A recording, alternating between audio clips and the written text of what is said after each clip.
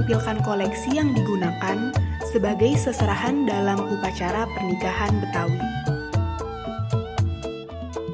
Dalam prosesi upacara pernikahan Betawi, pengantin pria memberikan beberapa seserahan kepada pengantin perempuan.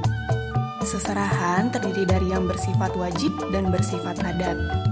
Seserahan wajib berupa cingkrem atau mas kawin, sedangkan yang bersifat adat adalah roti buaya, maket masjid, sirih nanas, pesalin atau bahan pakaian yang dibuat menyerupai binatang, serta peti sie.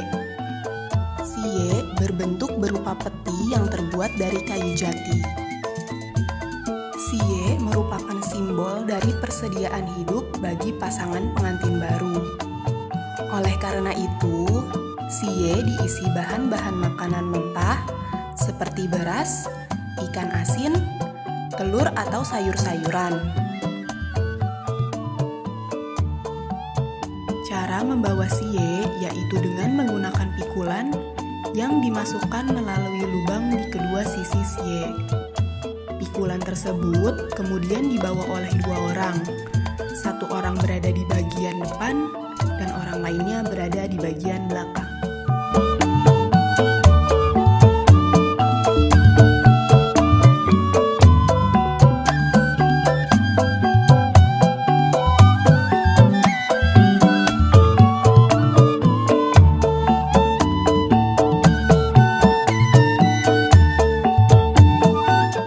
Bentuk seserahan dalam prosesi upacara pernikahan Betawi lainnya adalah tempat sirih. Koleksi tempat sirih di Museum Betawi terbuat dari bahan kaca berwarna merah di bagian wadahnya, sedangkan bagian tutupnya terbuat dari bahan tembaga.